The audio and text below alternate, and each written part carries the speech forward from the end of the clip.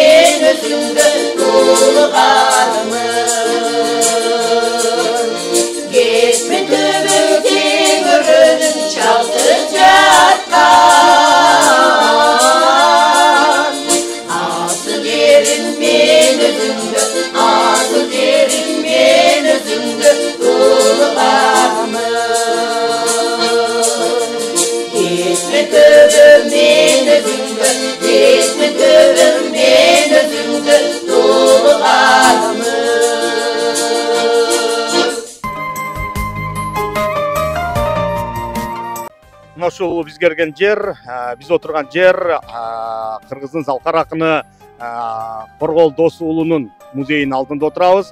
Бүгүн апалар ушул музейдин астында Коргол атабыздын Акбакай күйүзүнүн атынан коюлган топ ушул жерде өздөрүнүн талантын, өнөрүн сиздерге тартуулайт. Жалпы менин жанымда отурган биздин таланттуу апалар, саламатсыздарбы? Маанайыңыздар жакшы.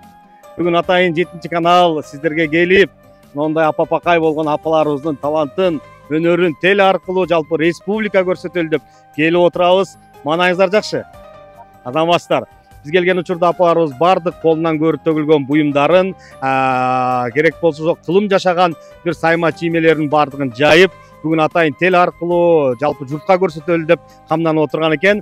А дегенде мына менин оң тарабымда отурган уус чебер, ошол топтун мүчөсү, колунан бардык нерсе келген апабыз отурат. Апа, саламатсызбы?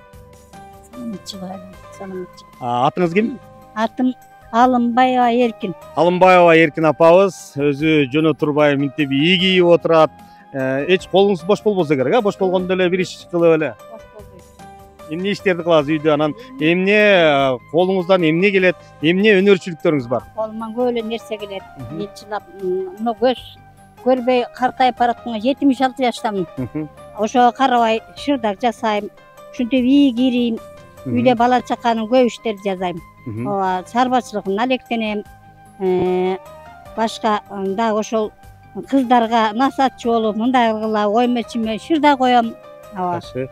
Азыр көз көрүп жакшы эметпей калганына байланыштуу жазап берем, өзлөрү эметет. Кийизди кандай кылып оюшту, кандай кылып жасашты, кандай кылып уютушту баарын үйрөтөм.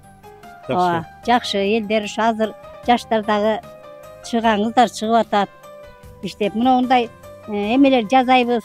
Ужундар. Өзүм жазам кыздарга айтып, ушул бул кыргыздын азыркы заманбап эмеси мурун таардан кылышкан, азыр монтип буюмдар эмеден жасап, материалдан жасашып дагы ар кимге подарка катары, үйдө бала чаканын кийимин салып койгонго катары пайдаланса болот.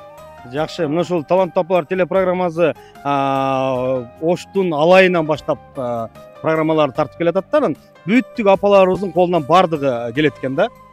Анан бүгүн сиздердин дагы бир өзгөчө кирип келгенде жайып койгон баягы кол өнөрчүлүктөрүңүздөр ушул топтогу апалар жасайбы ушул өнөрчүлүктүн бардыгын?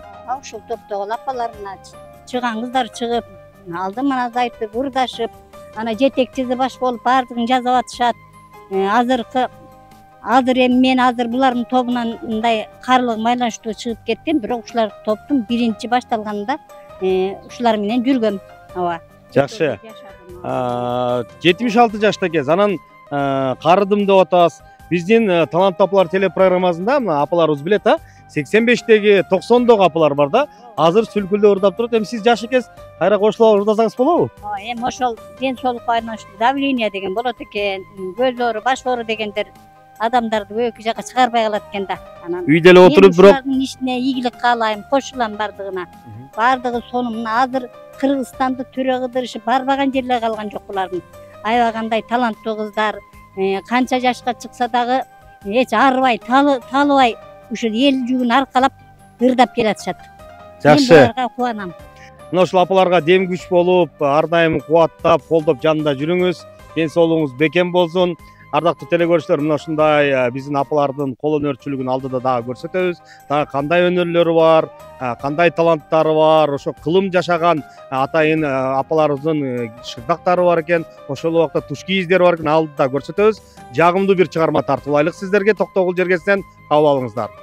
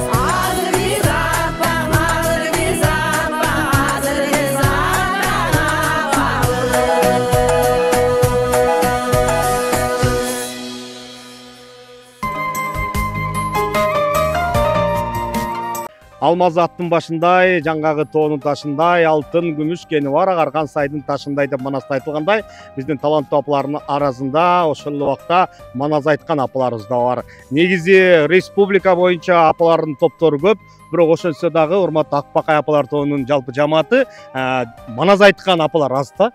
Анан такай биз Бишкекте болобу, кайсыл жерде болбодун иш-чараларда атайын мына менин жанымда отурган Бөпөкан апабыз манас айтат, ошол эле убакта канчалаган элди таң калтырып, апалардан ушундай манас айткан адамдар барбы деп суктанышат да. Анан ошол эле теледе биз YouTubeга жүктөгөндө сизге жакшы комментарийлер, ой пикирлер калтырылат. Анан эми өзүңүз менен маектешейин. Канча жашыңызда манас айтып калдыңыз? Манас айтууну эмнеге ырдабай манас айтып калдыңыз? Ошол боюнча айтыңызчы. Мен мурда манас айтуу оюмда деле жок болчу. Ушу Акбакайга кошулган 3 жыл кол өнөрчү болуп, анан өзүм кызыгып ушулар менен кошо жүргүм келип кошулгам да. Кичине ырдап жүрдүм. Кийин жетекчибиз сен манас айтканга немес кезиң, болбурлуу кезиң, сен манас айтып көрбөйсүңбү, үнүң дагы ушуга окшошот экен дегенден кийин 70 жашка чыкканда анан жаттап көрөйүнчү, айтып көрөйүнчү болор бекен деп көрдүм. Анан манас атам өзүнүн арбагы колдоду, оңой эле болуп кетти мага. Кыйынчылык жараткан жок, кыйынчылык жараткан жок. Бат эле китептерди алып жазып өзүм биринчи чоң бир общий тетрадь болуп кетти. Кайта азайтып отуруп өзүмө керектүү жерлерин алып отуруп анан кийин ошого кирип кеттим. Анан эми улам жаңы тартылган сайын улам жаңыртып, улам жаңы жазып, ошентип жаңы өзүм кайта жаттап аракет кылып атам. Мага оңойдой эле келип көрүнөт. Жакшы экен апа. Анан апаларыбыз айтып калат да, баягы жаш өткөндөн кийин ыр жатташ кыйын экен, 4 куплет ырды жаттай албай калып атабыз, адашып калып атабыз депчи. Анан эми манас деген эң аз болгондо эле бир 60-70 саптан турат, а? Анан сиз эң көп жаттаганыңыз канча сап болду? Билбейм, мен 8 биринчи айтканым 10 мүнөткө чейин, өзүм 10 мүнөткө чейин айтып атам. Анан кийин ошону кайта бөлүп дагы кыскартып силер 3 мүнөт дейт экенсиңер го. Анан ошону кайта өзүм кайеринен бөлсөм болот, кайерine чейин айтсам болот дегендей кылып, анан ошо 3 мүнөткө тууралап да бөлүп атам. 10 мүнөт манас айтыш үчүн апалар болбоду дегенде бир 200-300 сап жатташ керек, а? Бул деген баардыгыбыздын колубуздан келе берет. Мен деле манас айткым келет, бирок 300 сап ырды Бөпөкан апа мен жаттай албайм да, негизичи. Анан биздин көрүүчүлөргө да кызык болуп аткандыр. Бул апабыз болсо 70 жашында манас айтса, анан кантип жаттап алды бол деген депчи. Азыр жалпы көрүүчүлөргө манастан үзүндү айтып бериңиз, а? Азыр кайсы жерин айтып бересиз? Мен ошо тайторунун чабышы, менин Каныкейдин жезири калгандагысы. Мына ушул манастан үзүндү сиздер үчүн Бөпөкан апабыздын аткаруусунда кабыл алыңыздар. Ай көл манас өлгөндө каралууга алып Каныкей, сан дүйнөнүн бардыгын сапырып иттер бөлгөндө сала келген эмеспи, манастан калган суп жепкен арттагыма керек деп ала келмеген эмеспи, келишимдүү суп жепкен үстүнө база кийдеми, катында болсо мамындай хан эмеспи Каныкей, отурган элдин ичинде буйрук бере сал деми, атты катка салгыла, ат эсебин алгыла, андан кийин чапкыла, бул акылдың укпасаң аргымактан ат өлүп, азаматтан эр өлүп, айбы жаман болбосун асыл жеңен Каныкей, баарын катар жийдеми, катындыгын билбестен калайык башын ийдеми, катты сана окуса букарга чапчу тулпарат 643 болгонуң ой. Мын ошондо жеңекең ай караңгы түнүндө түнүм кандай болот деп чыкпай калса тайторум, күнүм кандай болот деп бел болорго белим жок, бегирек атым чабууга белесте турчу кыйкырып, белгилүү манас шерим жок, айкырып сүрөп туруучу букарда кыргыз элим жок, ушундай белең дүйнө бок 643 тулпарга аманат деп торуну кошуп туруп қалды эми букар ичи чаң болуп кыймылдаган жан толдуң Буккарадагы эшен чал 60 палбан жанында атайдаган ал болуп эшен чалды көргөндө жини кайнайт жеңекең ушу турган эшенди кармап алып сойсомбу кашайда көзүн ойсомбу астайса тилимди албаса айдаганга барбаса жолунан тосуп алайын жолоңду салайын муну угуп эшенчал эшенди кудай урдеми ойлонуп туруп эшенчал жүрөгүнөн жан кетти бетинен кызыл кан кетти айтып турган канекей желмогустай көрүнүп кара баскан бугатын чыкпай калса торусу бирөөбүздү түк койбой курмандыкка чалат деп ойлонуп туруп калдым мына ошондо жеңекең ат чапкан жерге бар деме дүрбүнү колгоң ал деме тайторуну караса келе жатат тайтору 60 аттын соңунда башын жерге салыптыр башкача чуркап алыптыр мойнун жерге салыптыр болжосуз чуркап алыптыр жаныбар 60 азый жан элең шерменде кылба өзүмдү кагылайын кудурет ыйлата көрбө көзүмдү асыл жеңең канекей сүрөп чыгып келатат тайторудай бууданды айкөл жестем манас деп айкырып ийип семетей жандап чылбыр ал деме атым балам алган соң тайторум чыгып калган соң артынан барып далбактап немураска жетейин эмиң ордомо кирип кетейин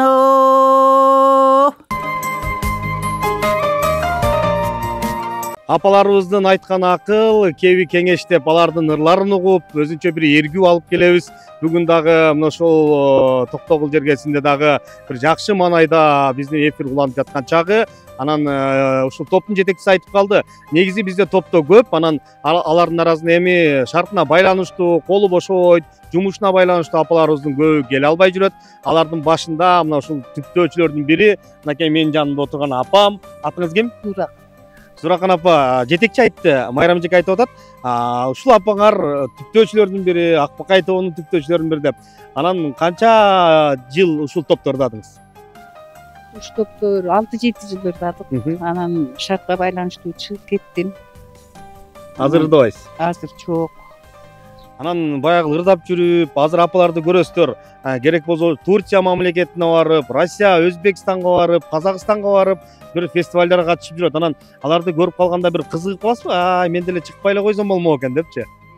Аларга кызыгам го, анан бирок аларга жакшылык, ийгилик иштерди каалайм да. Ушу аман эсен барып, кайта өз элине, өз жерине келип калса экен. Ушу корголардан арба колдоп, аман барып келсе экен деп. Ийгилик болуп, бир аман барып, аман келсе экен деп ичимен тилеп турам. Жакшы, мына ошондой тилектер аткарылып, учурда Акбакай тобу чоң ийгиликтерге жетип жаткан жа. Анан азыр биздин көрүүчүлөргө бир куплет ырдап бербейсизби? Бир үнүңүздү байкайлы. Себеп дегенде сизди мактап калды, башында ушул адам бар эле деп, анан бир куплет болсо болот, Кандай дейсиздер апалар? Сураналы, бир куплет сураналы, келиңиздер. Карап турсам бүгүн жок, кече көргөн. Кайда кетти жылдарым нечен. Үмүт берген Кудайдан кагылайын. Карылыктын төрүнө жетелеген. Дасторкондун төрүнө жетелеген. Кол чабуулар болсун. Абдан сонун ырдайт турбайсызбы? Эми кайра топко кошулуңуз. Майрам эже кел десе кошуласызбы? Видели ол ойынчу бала чаканы карап, небере чөөрөнү дең. Анда эмес ардактуу телекөрүүчүлөр, бизден алыстабаңыздар. Алдыда дагы апалардын кызыктуу талантын өнөрүн биз менен бирге көрөсүздөр.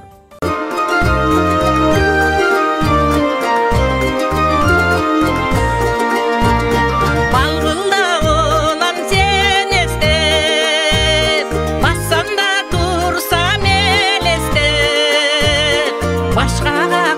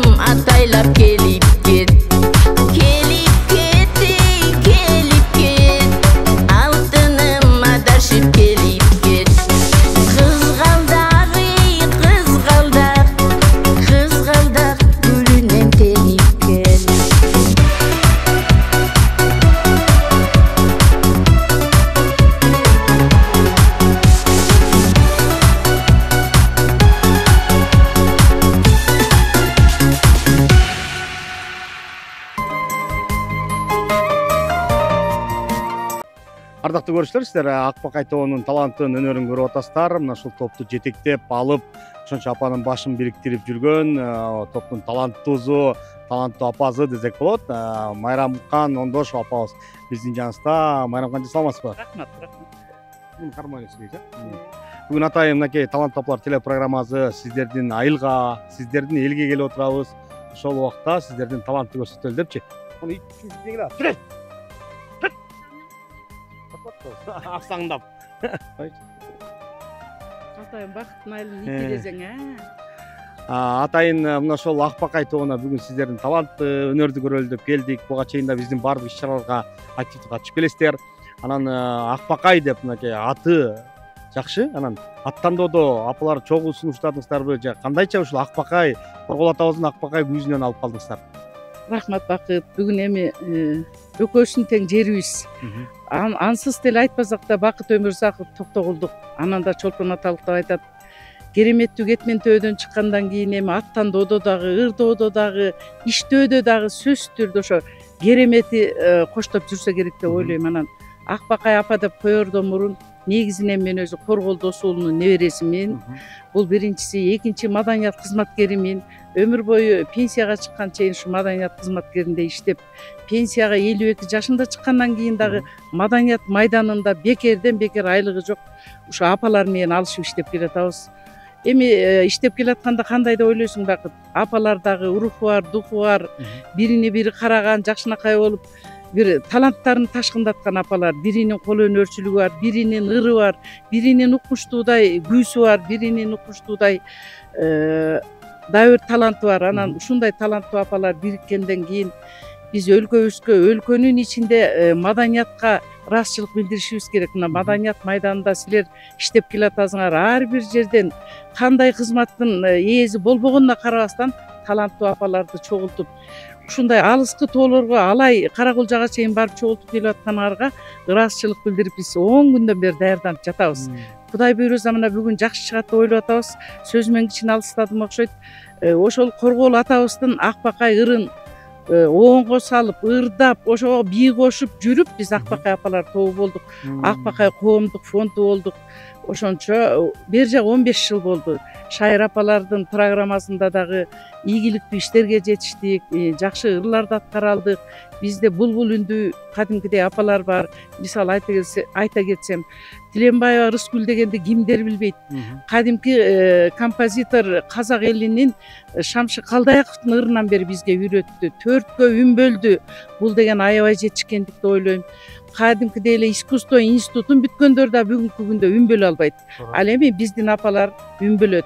Ошол үн бөлүп, үндөрүн таптап жакшынакай ырдагандын негизинде дүйнө жүзүнүн көп бөлүгүн кыдырдык. Мына чет мамлекеттерге бардык. Былтыркы эле жылы биздин апалар жогорку деңгээлдеги кыргыз, түрк, Катар, Казакстан, Өзбекстан мамлекети бириккен достук фестиваль бар. Ушуга дагы бери жагы 7 жылдан бери катышып жүрөбүз. Мен өзүм былтыр 24 жылдын жыйынтыгы менен Кыргызстандагы мыкты менеджер деген наам алдым. Алып келип өздөрү тапшырышты Түркиядан келип. Бул да болсо бизге апаларга стимул болду. Анан ошондой деңгээлде турганда коркпостон, үркпөстөн даярданып, силердин да деңгээлиңерди, өзүбүздүн да деңгээлибизди, кыргыз элинин маданиятын көтөрүү биздин максатыбыз деп алдыга койгон максаттын бири ушу бүгүнкү таланттуу апалар программасы деп ойлойм. Калган жакшы ийгиликтерибизди дагы силерге алдында тартуулайбыз. Мен ошо менен бирге бир нерсе айтып кетейин деп атам Бакыт. Жайнага сага мен ыраазычылык билдирип, кайра кереги жок. кайра айтасыз. Мен берем да. Дагы бир нерсени айтып кетейин деп атам. Биздин апалардын мыктылыгы ушунда үйүндө ишин аткарып, балдарын карап, каникулга келсе келини, уулдарын күтүп коюп, кайтада келип күн түн аракет кылып, тамак ашын өзүнчө көрсөтүп, кол өнөрчүлүгүн өзүнчө көрсөтүп, кыргыздын каада салтын мыкты алып жүргөн апаларга мен отуруп алып кээ күнү башымды ийип тазим кылам. 120 жылдык, 150 жылдык колдон колго өткөн каада салтты калтырбай алып келатышат. Ошо жана эле кол өнөрчүлүгүн көрдүк го, бул не деген жакшы мыкты нерсе. Бул кылымдагы кыргыздын мыктылыгын, кол өнөрчүлүгүн, каада салтын, үрп адатын калтырбаган эне деген 3 тамга, апа деген 3 тамга, алтынга дагы алмашпай турган тамгалар. Ылайым ушул апалар аман болсун. Кыргыз элинде апа бар жерде бардыгы бар. Бейшенен таманда дейт экен, ошондой болсо дагы кыргызыбызга кызмат кылып атканыбыз үчүн биз сыймыктанабыз жана урматтанабыз. Жакшы, мынакей сонун сөз болду. Майрам апам сонун сөздөрдү айтып берди. Чын эле сиздердин ийгилигиңиздерди мына ошол төшүңүздөрдө турган төш белгилерден байкасак болот. Ошол эле убакта мынакей Баатыр эне деген төш белгиси, маданияттын мыкты кызматкери, эл сыймыгы, эл адамы, Кутман айым, иши кылса, мына ушул төш белгилердин баардыгы жөн адамга бериле бербейт. Ал дагы сиздердин кылган эмгек, сиздердин кылган ийгилик, сиздер жараткан жакшынакай кол өнөрчүлүктөрдүн артында, ырлардын артында мына ушундай ийгиликтерге жетип отурасыздар. Анан эми жалпы көрүүчүлөр менен бир чыгарма угайлык Майрам апа. Андан кийин маек үзүп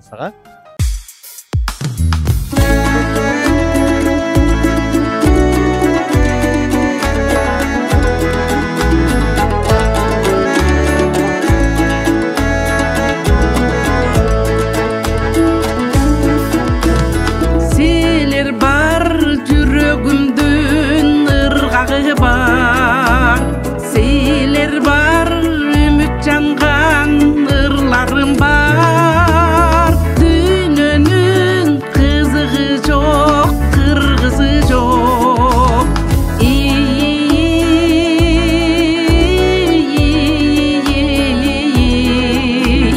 Силерсиз менин кандай жыргалым бар. Силер бар башындагы талайым бар. Силер бар үйүм жарык маанайым бар. Тилегим ызат көрүп өзүңөрдөн.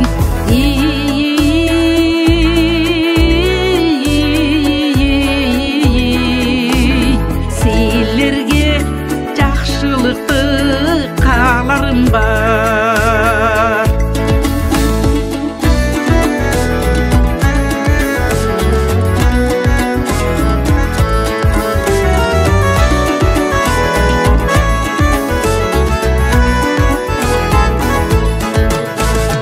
Силер бар, ичерим бар, киерим бар.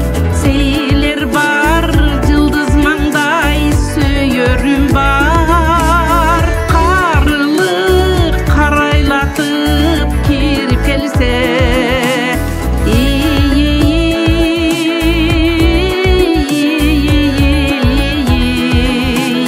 кашымда каралашар күйөрүм бар.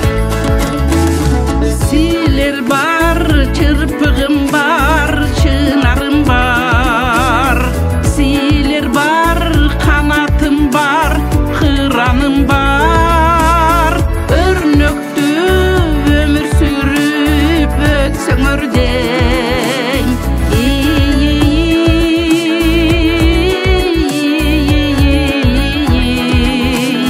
Силерге ушул жалгыз сураным бар. Өрнөктүү өмүр сүрүп өтсөңөр дейм.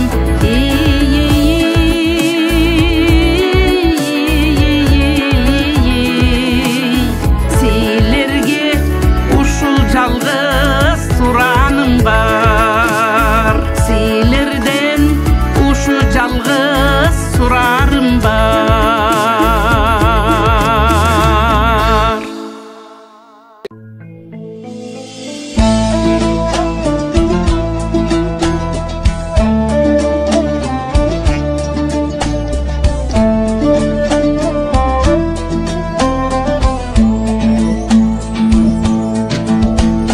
Ким келбейт үлүктүн базарына, ким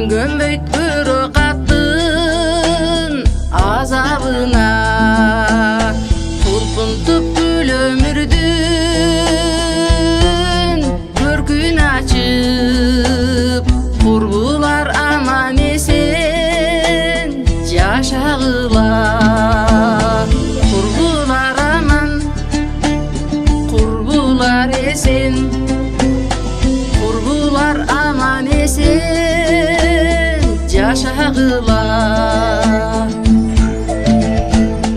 Тарыктын барагындай ача берер, барыңар ыйыксыңар бата берер. Бийлигин асыл жандын балбылдатып, ар дайым бар болгула ата-энелер. Ар дайым бар бол, ар дайым бар бол, ар дайым бар болгула ата-энелер.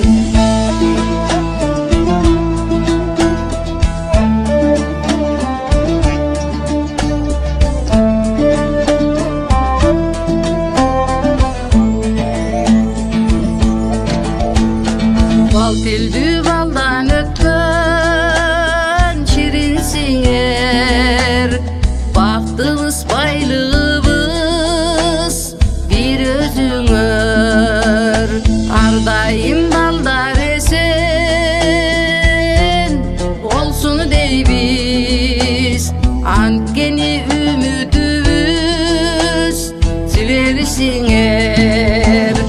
Анткени үмүт, анткени тилек, анткени үмүтүбүз силерсиңер.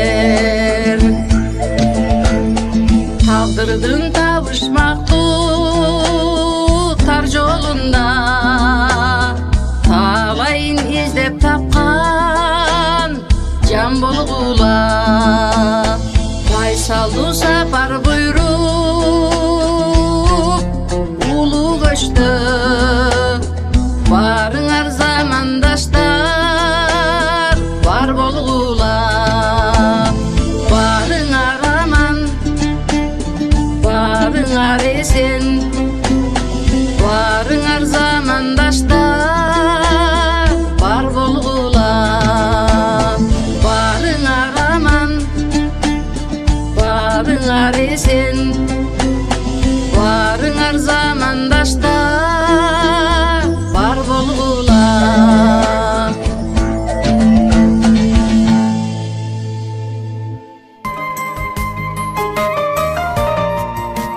Бул таар өзү 120 жылдан бери ашык болсо керек. Менин кайненем өзү 76-сында өлгөн. Ошол апам ошол убакта сактап жүргөн таярда. Анан кийин апам айтчу эле, ышкын түптен боелгон эме деп. Бул боёк эмес да, жанагы тоодо өскөн ышкын болот экен. Ошонун түбүнөн да айтчу болчу. Мен деле эзимден чыгып калдым. Мен өзүм 71-ке чыктым. Анан көбүн чечмелей албай калдым, азыр уйнтуп эле калдым балам. Анан бу дагы ошол апам айтчу болчу. Келин болуп келгенимде көшөгөн болсо эле деп айтчу. Мына бермет, мына шуру. Азыркы шурулардан эмес да, кымбат шурудан бермет. Анан көңүлү келгенде ошо ардеке бирөөлүү кыз кыргындарына кичине кыркып берип койчу болчу акча. Муну деле ошо бойдон сактап жүрөм мынакей. Эми өзүм деле карыдым. Ошо бул деле бут ишкеси деле мунун түгөйү. Бунун материалы ошол тетигиндей эмеден таарда, нак таарга колго согулган. Адыргы деп мегерин эме менен ким менен айында эч сукно эле сыяктуу жанагы эмедей. Бул. Анан бул өзү азыркы эле өкмөттүн эле материалы. Бомбардыктар. Муну өзүм эле урап койгом. Мынчалык эмес да мунун баасы. Апамдыкы сонунда илгерки ким менен айын көрбөйсүң. Эч бир эмеси жок.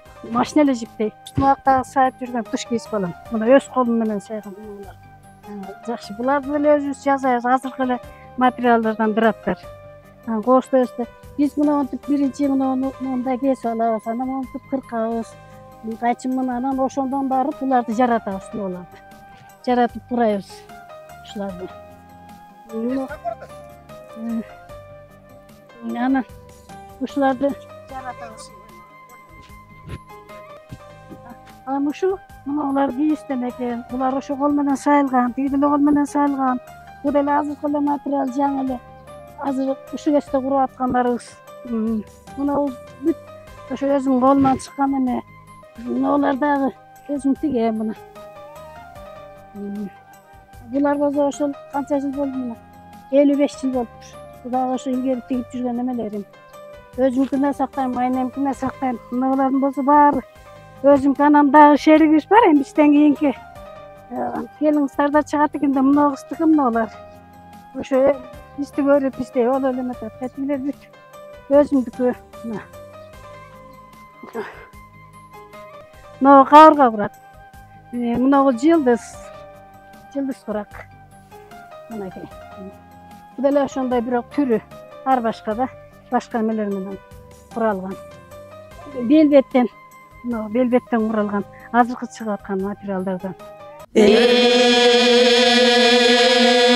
Ат семири ырк болуп, аламды бузган көй ашка, чогулушуп кырк болду, тонсуз келген чорого, жакасы алтын жеңи жез, кошпадана торгой көз, тоң кийгизди зор манас, атсыз келген чорого, кара байыр казанат, калбыр өпкө жез канат, камыш кулак соң туят, ат мингизди зор манас, малсыз келген чорого, адырда жылкы алабаш, аргымак буудан аралаш, ат мингизди зор мас.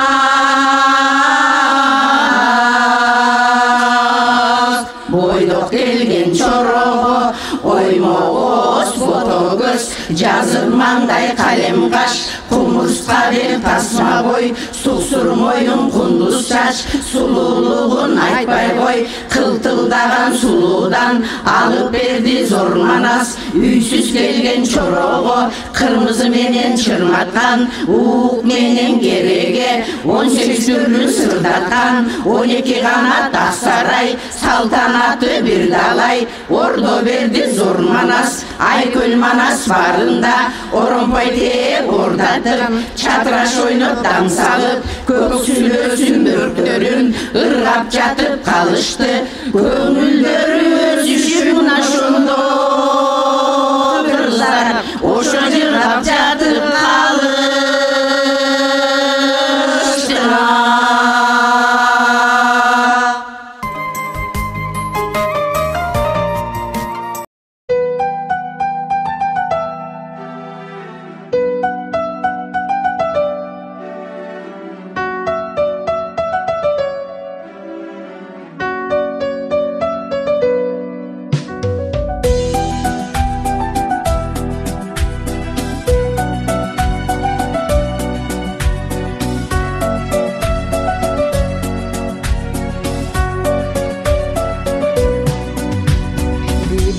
Жаздың жайға айланғаным, айлана көкмөк чөпкө байланғаным, билбедиме жумуш менен алек болуп, билбедим балдарымдын торолгонун, билбедим кыздарымдын чоңойгонун.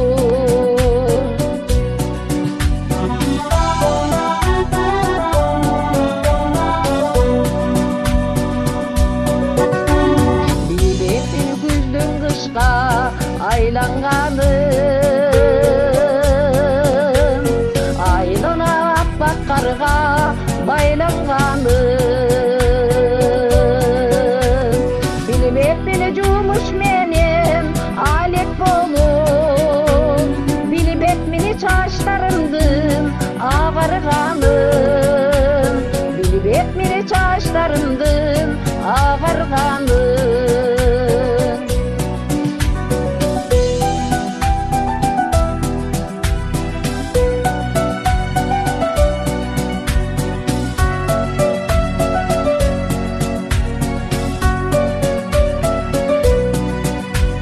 Балдарым жакшы сөйлейт ар бир адам, балдардын жакшылыгын көрүп жалам, ул үйлөп кыз чыгарып куда күтүп, туугандар жүрөлүчү эсен аман, тең туштары жүрөлүчү эсен аман. Аяйлап жылдар кошуп өссө дагы, туугандар жүрө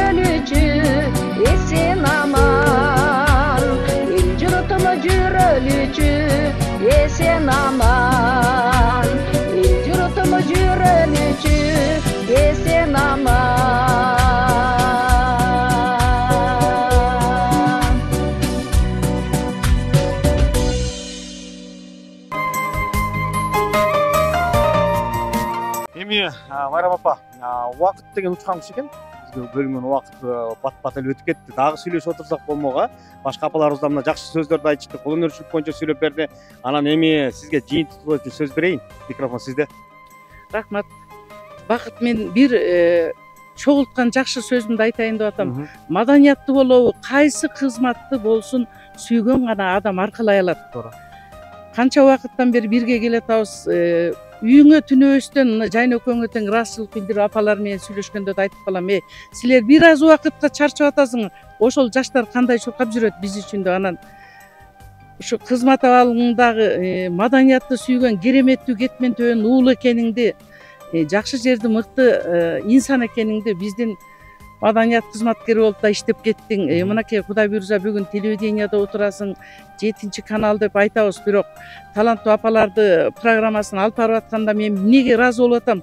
Чарчабай, чалыкпай, ошол күнү 24 саатка калтырбай элге тартуулап атасың. Бул өзү эң мыкты жетишкендик деп ойлойм. Ошону менен YouTube'да болуп атат, ошону менен бардык программаларда кетип атат. Бул апаларды көтөрүү эмне? Бул стимулдоо эмне? Бул деген талантты сыйлоодо эмне? Мен ыраазычылык билдирем. Өркүнүңөр өссүн, дайыма бийиктикте болгула, мындан да жогорку деңгээлде. Мен жана айтып атпаймынбы? Мээнет менен Катарга, Түркияга, Алматага, Өзбекстанга барып жүрүп, мыкты менеджер деген наам алдым деп. Мен буга бүгүн аябай сыймыктанып отурам. Кудай буйрса сен дагы ушул азыркы бизди алып барып атканың чек болбой, дүйнө жүзүн кыдыра, бизге окшогон апаларыңды чогултуп алып, алдыга өзүңөр түшүп, жаштар, артыңардан биз силерди сүрөп, ийгиликке жетишели. Мен айтарым. Рахмат Майрам апа, бардык айткан сөздөрүңүзгө кошулам. Ар дайым 7 каналдагы таланттуу апалар программасы ушул элден чыккан таланттарды колдойт. Анын ичинде эң башкысы өзүңүз айткандай бейишенен тамананда деп биз апаларды ар дайым колдоп келебиз, урматтап, сыйлап келебиз. Алардын талантын, баягы көрүнбөй жаткан талантын жалпы элге көрсөтүүгө аракет кылабыз, далалат кылабыз.